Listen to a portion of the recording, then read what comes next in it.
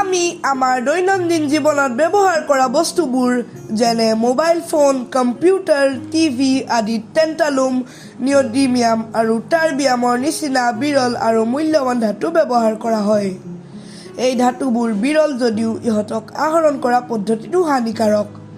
আকৰৰ পৰা ধাতু সংগ্ৰহ কৰা প্ৰক্ৰিয়াত চাইনাইডৰ নিচিনা হানিকাৰক আৰু বিষাক্ত পদাৰ্থ ব্যৱহাৰ কৰা হয়, যিয়ে ধাতুৰ খনিৰ ওচৰে পাজৰে থকা বাসিন্দা আৰু থলুৱা জীৱ-জন্তুক অপকাৰ কৰে।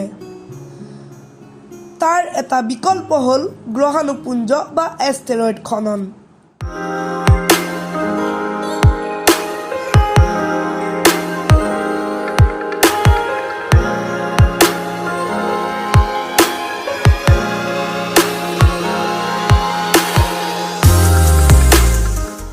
ভাগ ১ গ্ৰহাণুপুঞ্জ খননৰ প্ৰয়োজনীয়তা। এটা নক্ষত্ৰৰ মৃত্যু হ'লে নক্ষত্ৰটোৰ বাহিৰৰ অংশ ধূলিলৈ পৰিণত হয়। এই ধূলি আৰু গেছেই আন আন নক্ষত্ৰ আৰু গ্ৰহৰ সৃষ্টি কৰাৰ লগতে ধূমকেতু, গ্ৰহাণুপুঞ্জ আদিৰো সৃষ্টি কৰে। গতিকে গ্ৰহ এটাত পোৱা ধাতুসমূহ গ্ৰহাণুপুঞ্জতো পোৱা যাব। আমি যদি গ্ৰহাণুপুঞ্জ খনন কৰোঁ, পৃথিৱীৰ কোনো জীৱৰে অপকাৰ নহ'ব। তাৰোপৰি এটা ১ কিলোমিটাৰ ব্যাসৰ গ্ৰহাণুপুঞ্জত প্ৰচুৰ পৰিমাণে লু, নিকেল, প্লেটিনাম, টাৰ্বিয়াম পোৱা যাব। এই গ্ৰহাণুপুঞ্জই এটা দশকত প্ৰয়োজনীয় হোৱা সকলো লু আৰু নিকেলৰ যোগান ধৰিবলৈ যথেষ্ট। ভাগ ২ গ্ৰহাণুপুঞ্জ খননৰ সমস্যাসমূহ। মহাকাশত বস্তু পঠোৱাটো খুবেই ব্যয়বহুল। লোৱাৰ আৰ্থ অৰ্বিটত ১ কিলোগ্ৰামৰ বস্তু পঠাবলৈ বহুতো লাখ টকাৰ প্ৰয়োজন হয়। বস্তুবোৰ মহাকাশলৈ নিবলৈ আৰু বহুত লাখ টকা লাগে। আমাক মহাকাশলৈ গ্ৰহাণুপুঞ্জ খনন কৰা সা-সঁজুলি পঠোৱাৰ সহজ তথা কম খৰচী উপায় লাগে।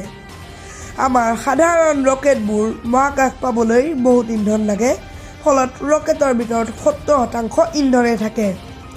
বাকী ৩০%বোৰহে মহাকাশলৈ নিয়া বস্তু, যাক আমি পেইলোড বুলি কওঁ।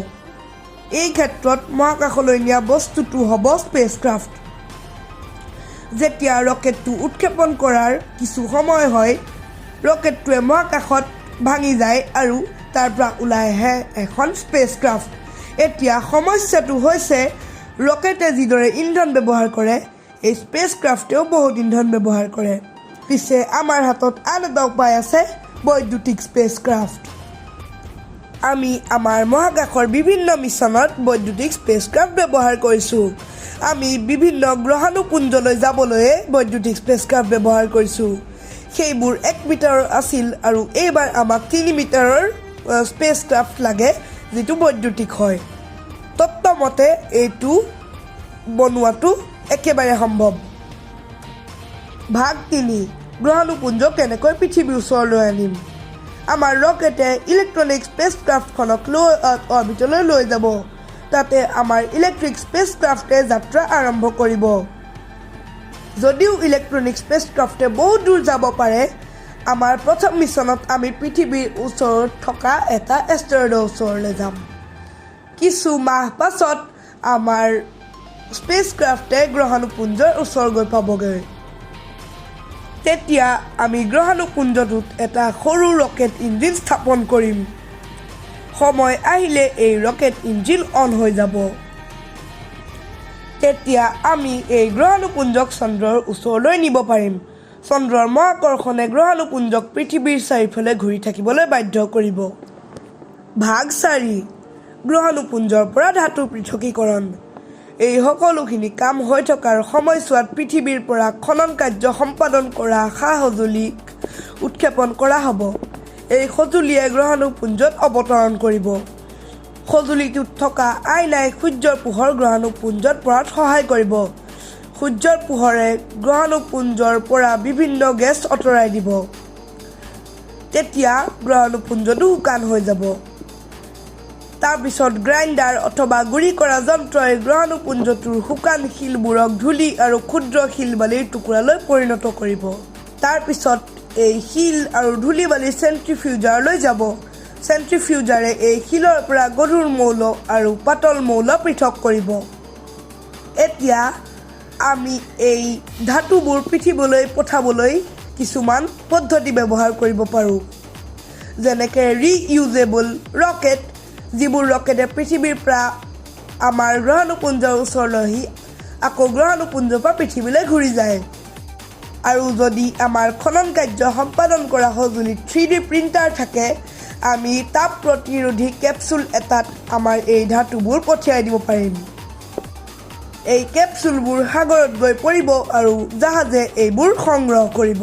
সামৰণি: আকৰ্ষণ নে গ্ৰহাণুপুঞ্জ খনন? প্ৰথমতে যদিও গ্ৰহাণুপুঞ্জ খনন ব্যয়বহুল হৈ থাকিব, পিছলৈ যেতিয়া আমাৰ এই বিষয়ত অভিজ্ঞতা আহিব, আমাৰ বাবে গ্ৰহাণুপুঞ্জ খনন বেছি সুবিধাজনক হ'ব। লগতে আমাৰ পৃথিৱীত থকা আকৰৰ পৰা আমি যিমান ধাতু সংগ্ৰহ কৰোঁ, তাৰে গ্ৰহাণুপুঞ্জ খননত আমি তাৰ 10 গুণ বস্তু লাভ কৰোঁ। সেইবাবে গ্ৰহাণুপুঞ্জ খনন বেছি সুবিধাজনক। লগতে পৃথিৱীত বিভিন্ন ধৰণৰ বায়ু প্ৰদূষণ, মাটি প্ৰদূষণ আৰু জল প্ৰদূষণ নহ'ব। এটা সময়ত এনেকুৱা হ'ব যে মাটি প্ৰদূষণ কৰা এই আকৰ খননৰ প্ৰক্ৰিয়াটো বেন হৈ যাব। এইটো শুনাটো বহুত আচৰিত লাগিব। পিছে সেইটো ঘটিবলৈ আৰু আমাক বহুত সময়ৰ প্ৰয়োজন হ'ব। কিন্তু এই মিছনটো কোনো ছায়েন্স ফিকশ্যন বস্তু নহয়। আমাৰ হাতত থকা টেকন'লজিৰ সহায়ত আমি এইখিনি আজিয়ে নিৰ্মাণ। যদি আপুনি মহাকাশৰ বিষয়ে এনে ভিডিঅ' চাই থাকিব খোজে, মোৰ চেনেলটো ছাবস্ক্ৰাইব কৰি দিব। ধন্যবাদ।